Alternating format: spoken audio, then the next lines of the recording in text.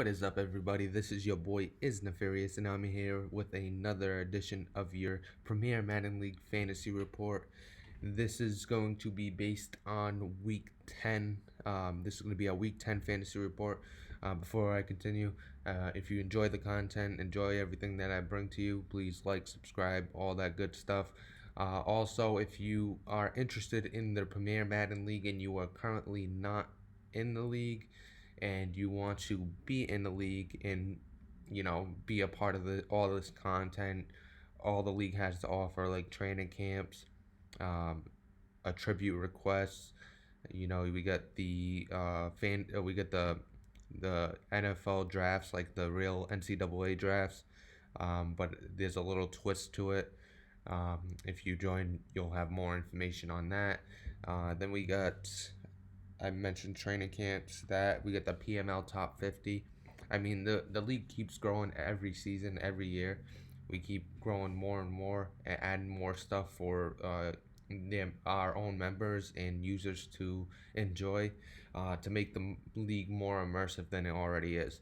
If you're interested in joining that, go to premiermadden.com. At the top, you're going to see an information bar. Hit apply, fill out the form, and then you'll be able to it'll be sent straight to our commissioner. After that, he'll put together a tournament, and there's always gonna be spots coming open and people falling off. We got one specific user in Mole who works for EA, and after season 3, he usually hangs him up and waits until next season because he's already working on Madden 21 or the next version of the game, and that's why that team comes open. So there's always teams that come open. You could get your spot, get a taste of the Premier Madden League, and then possibly make a name for yourself as far as Madden 21, who will we keep and who will we drop in, and things like that. So if you're interested, premiermadden.com, hit apply, and hopefully one day you'll be able to join the league and take part in all this great content. Let's jump right into the video. This is our fantasy report. All stats you're going to see are based on the Premier Madden League and its games and its statistics. First, we're going to jump into our Pickem results. So we do a DraftKings type of Pickem, where you pick a quarterback, 2 running backs, 2 wide receivers, a tight end, a flex, a kicker, and a defense. This week, Fallin won once again. He had 149.56 points. Natural was in second with 138.3, and then I was in third, Nefarious, with 136.3, and then we had Bacon in fourth with 127.32. Bacon hasn't won yet. As you can see, the only 3 people that really won this season so far is Fallin, who has 4 total wins. Natural has 2 total wins, and I also have 4 total wins. Natural Fallin just caught up to me, so I'm gonna have to string some wins together once again. Pay more attention to my fantasy pick'ems. It's a little tougher this season because the way that injuries got turned up and things like that. Your bell cow backs and your bell cow players aren't getting as many touches, so you kind of got to strategize and really see who's going to get the amount of touches, because there are teams that hand the ball off 20 plus times some game, and then another game they'll have like 8 carries. It's tough. You got to kind of gauge it. You kind of got to strategize this season. That's what I kind of like about the injuries being turned up. Last season, you would see Tariq Cohen, Saquon Barkley, the same old names in your fantasy pick'ems, and it wasn't really any strategy to it. So I really enjoy that aspect of it when it comes to the pick'ems.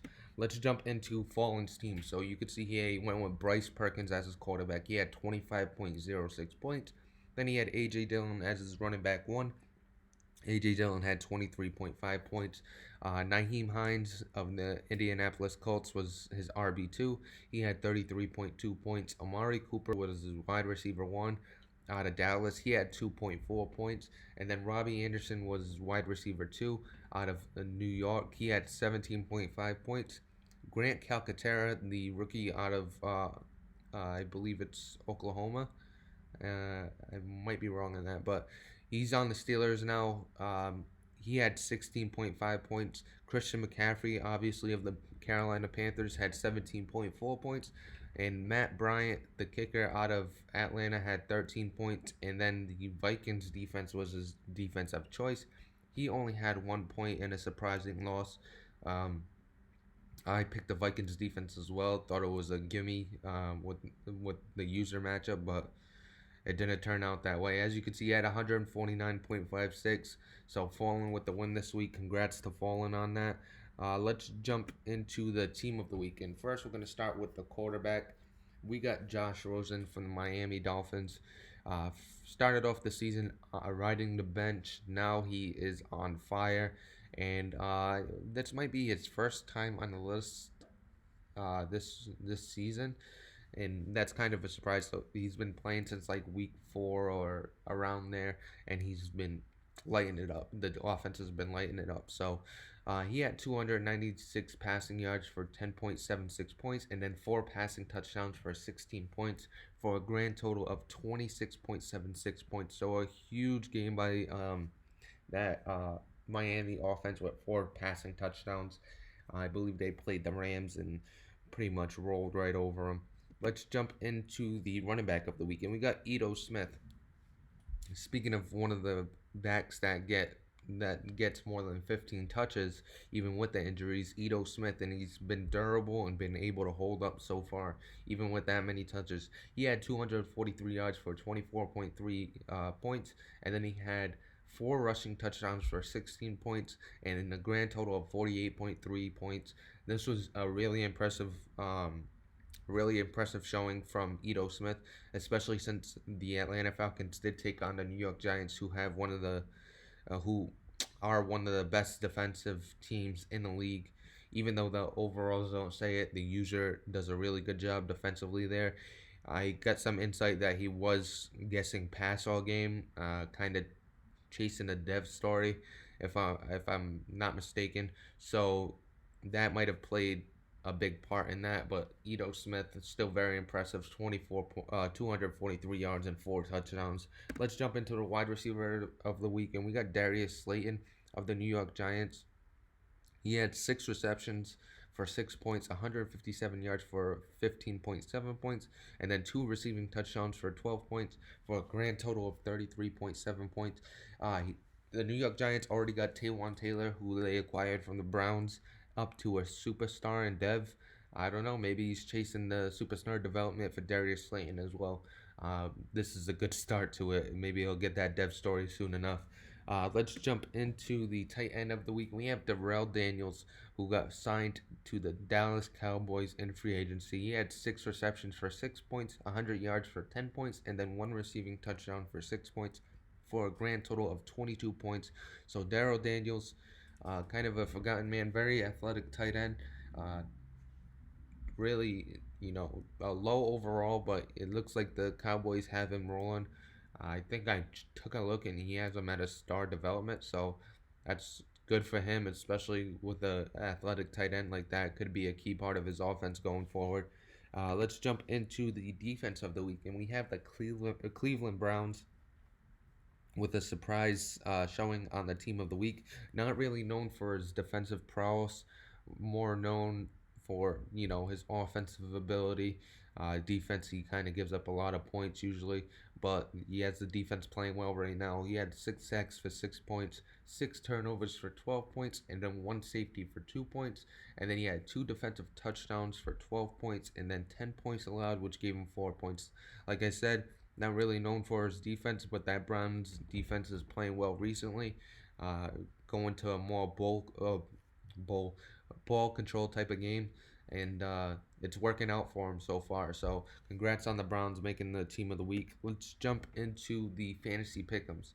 And for those of you that don't know, the fantasy pick'ems is me going into the next.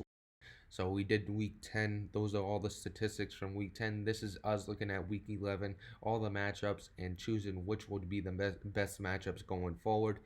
I do every position but kicker. Kicker's not really interesting, so that's pretty much why I do that. So let's jump into it. For quarterbacks, I have Daniel Jones. From the New York Giants going against the Los Angeles Rams. I have Bryce Perkins of the Cincinnati Bengals going against the Colts, and then I have Patrick Mahomes of the Chiefs going against the Raiders. A key matchup there, I would say, is the real key matchup is Daniel Jones against that Rams defense. Rams is probably one of the bottom users in this league, and it's not really a hit to the Rams as a user. This league is just got a lot of top talent and got a lot of talent throughout, so not really a shot at him. But he's playing one of the best users in the league in natural in the New York Giants, and I could see Daniel Jones having his way with that passing defense, especially since Josh Rosen was just doing it this past week, beating him 59-3. I could see the same outcome with the New York Giants and Daniel Jones getting that possible Team of the Week quarterback. Let's take a look at the running backs. We got Ty Johnson of the Detroit Lions up against the Philadelphia Eagles. Then we got Nyheim Hines of the Colts up against the Bengals. And then we got Ito Smith with the Atlanta Falcons against the Broncos.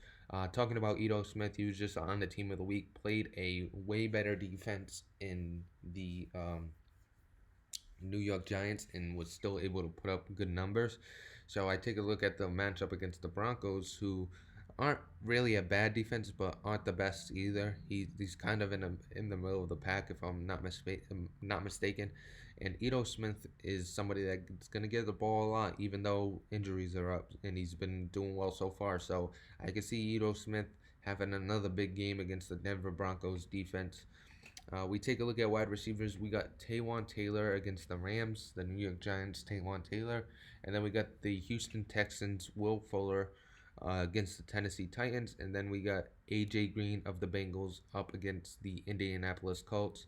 And the guy I want to spotlight here, we'll talk about Will Fuller, who's going up against the Tennessee Titans. I mean, the Houston Texans have been on a roll the past couple of weeks, and a big reason for that is Will Fuller, who went off this past week against the Minnesota Vikings, and then a week before he had another good game.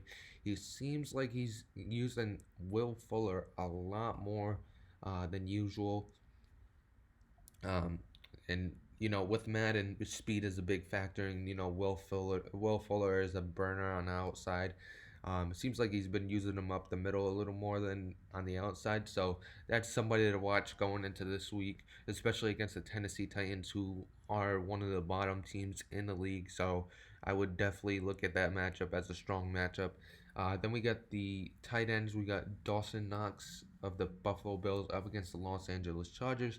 Then we got KC's Travis Kelce up against the Oakland Raiders. And then we got the San Diego Chargers, Hunter Henry against the Buffalo Bills. Dawson Knox hasn't had the great season that he had last season, but he's still performing pretty well. This was a tough week for tight ends. I kind of went with some names, some familiar names. You take a look at the Hunter Henry against the Bills.